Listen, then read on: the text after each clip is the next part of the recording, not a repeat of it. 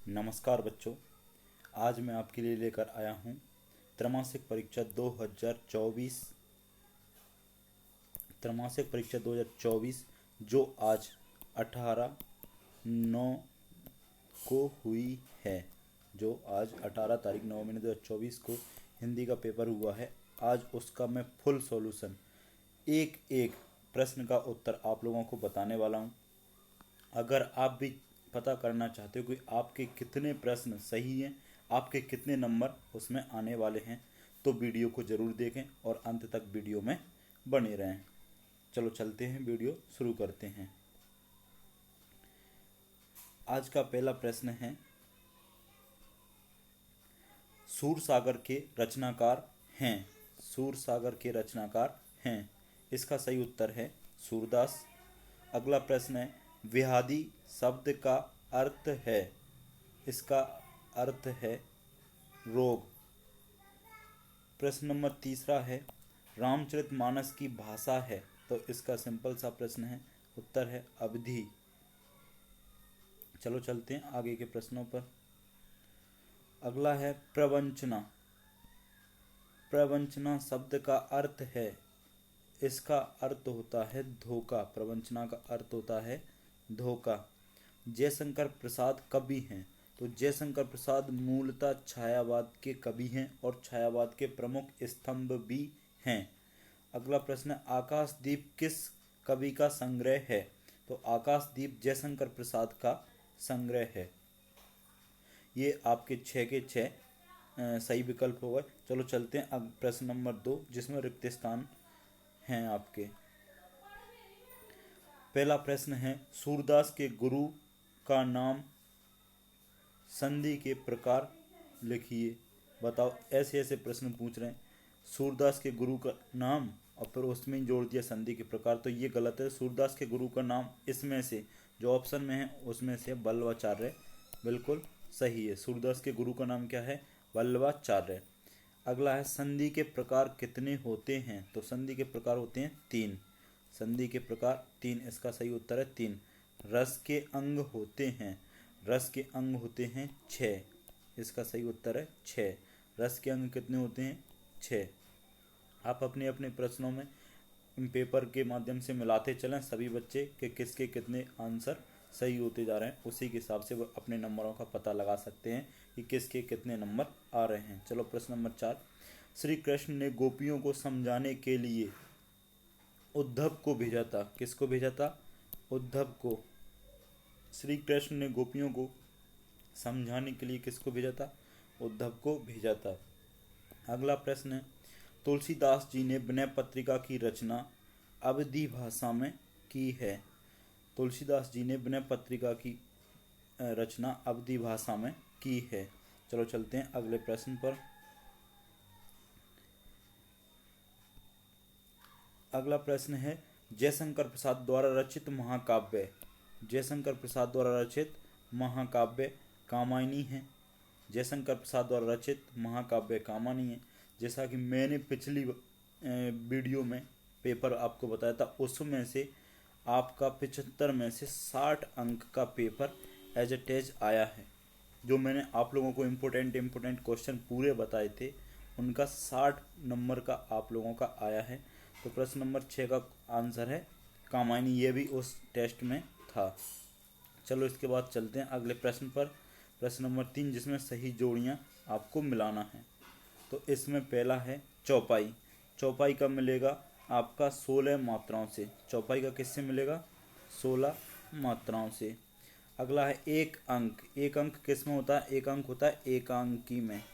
एक अंक होता है एकांकी में।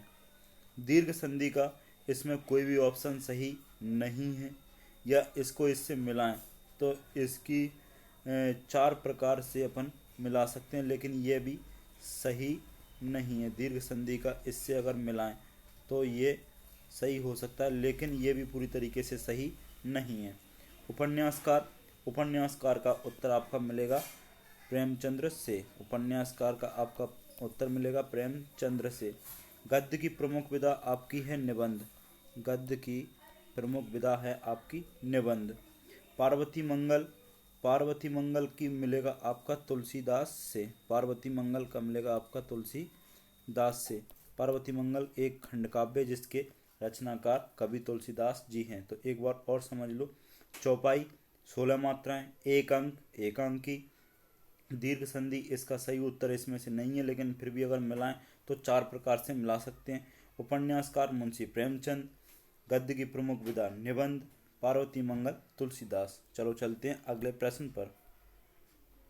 प्रश्न नंबर 4, निराला की रचनावली में कितने खंड हैं? ये भी मैंने आप लोगों को पढ़ाया था। निराला की रचनावली में कितने खंड हैं?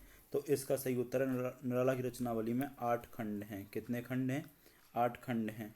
नीति को जानने वाला, अगला प्रश्न है, नीति को जानने वाला, इसका अर्थ होता है नीतिज्ञ। क्या अर्थ होता है? नीतिज्ञ।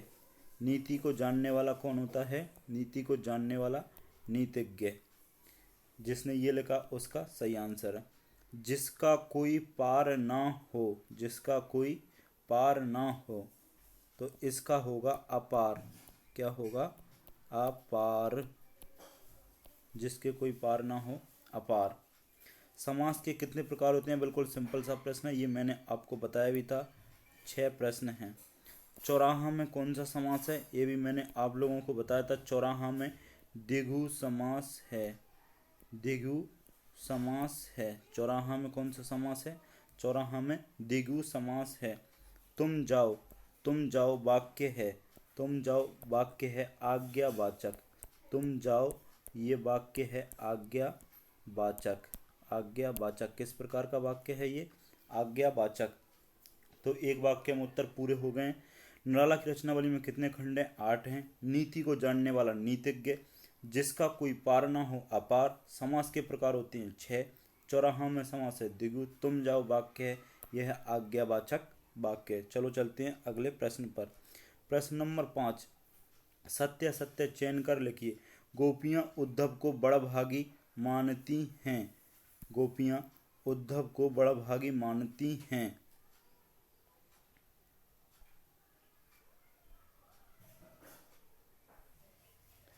गोपियाँ उद्धव को बड़भागी मानती हैं। गोपियाँ उद्धव को बड़भागी मानती हैं। तो इसमें आपका आएगा सत्य। इसमें आपका क्या आएगा? सत्य।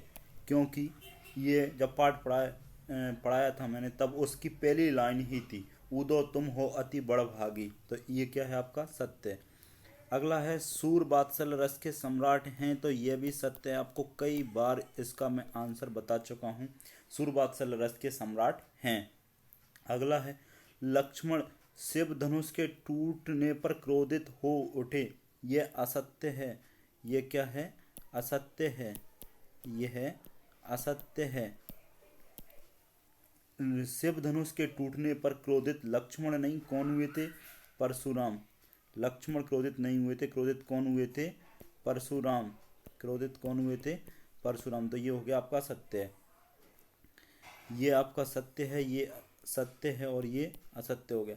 श्रव्य काव्य सुनने का काव्य, ये है बिल्कुल सत्य। श्रव्य काव्य सुनने का ही काव्य होता है, दृश्य काव्य देखने का काव्य होता है। तो ये भी आपका सत्य है। महाकाव्य में जीवन के किसी एक खंड का प्रयोग किया जाता है, यह बिल्कुल असत्य है। क्या है ये? असत्य है।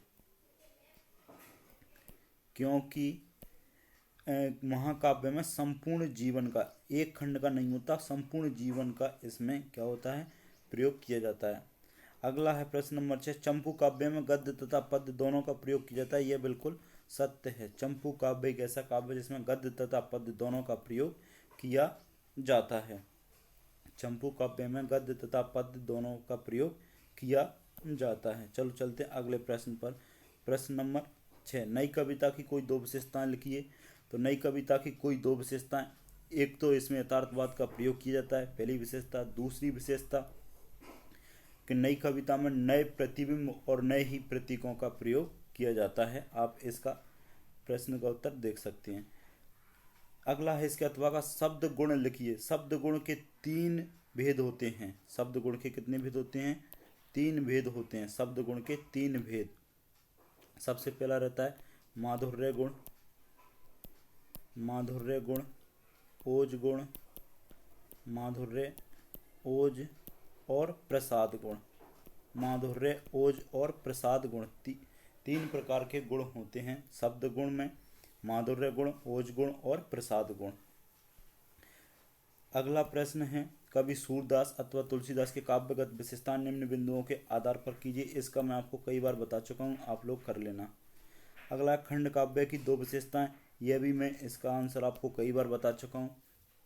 खंड काव्य में जीवन के किसी एक घटना का वर्णन किया जाता है या किसी एक खंड का वर्णन किया जाता है। दूसरा, चलो अगला प्रश्न देखो, अलंकार की परिभाषा आप लोगों को कई बार बता चुका हूँ। किसी काव्य की शोभा बढ़ाने वाले तत्वों को या अलंकरणों को अलंकार कहते हैं। रस कितने प्रकार के होते हैं? तो रस 10 प्रकार के होते हैं और सबके नाम आप लोगों को मैं कई बार बता चुका हूँ। चलो चलते हैं अगले प्रश्न पर। प्रश्न नंबर 11, जयशंकर प्रसाद अथवा सूर्यकांत त्रिपाठी नाला का साहित्यिक परिचय निम्न बिंदुओं के आधार पर दीजिए। तो जयशंकर प्रसाद की दो रचनाएं, एक तो पेपर में ही आई थी, कामायनी, और आप कोई सी भी लिख सकते हो, आंसू झरना, आंसू झरना, लहर, उनकी कई सारी रचनाएं वो लिख सकते हो। सूर्यकांत त्रिपाठी की दो रचनाएं आप कोई सी भी लिख सकते थे, परिमल, गीतिका, अनामिका, परिमल, गीतिका और अनामिका, आप कोई सी भी इनकी रचनाओं लिख सकते। इनकी भाषा शैली भी अगर आप लोगों ने लिखी है तो आपका सही है। कवि आत्मकथा लिखने से क्यों बचना चाहता है, ये भी मैंने आपको करवाया है। पुनरुक्ति प्रकाश अलंकार की परिभाषा भी मैंने आपको करवाई है। अनुप्रास अलंकार की परिभाषा और उदाहरण सहित लिखिए। ये आपके सिलेबस में है नहीं, लेकिन पुनरुक्ति प्रकाश अलंकार आपके सिलेबस में है, आपने ये लिखा होगा तो आपका सही है। चलो चलते हैं अगले प्रश्न पर। अगला प्रश्न है, कविता का शीर्षक उत्साह क्यों रखा गया है? अगर ये आपने याद किया होगा तो लिखा होगा।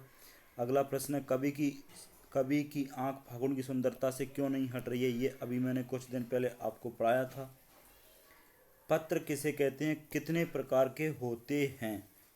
पत्र किसी भी एक व्यक्ति या संस्था के द्वारा अपनी सूचना किसी अन्य संस्था को या व्यक्ति को पहुंचाने के लिए जिस दस्तावेज का प्रयोग किया जाता है उसे पत्र कहते हैं। पत्र दो प्रकार के होते हैं, एक होता है औपचारिक, पहला होता है औपचारिक पत्र और अनौपचारिक पत्र। औपचारिक पत्र और अनौपचारिक पत्र, औपचारिक पत्र और अनौपचारिक पत्र। अगला प्रश्न है, सेनानी ना होते हुए भी चश्मे वाले को लोग कैप्टन क्यों कहते हैं? सेनानी ना होते हुए भी चश्मे वाले को लोग कैप्टन क्यों कहते हैं? इसका प्रश्न का उत्तर मैं आप लोगों को कई बार याद करने की बोल चुका हूँ और लिखवा भी चुका हूँ।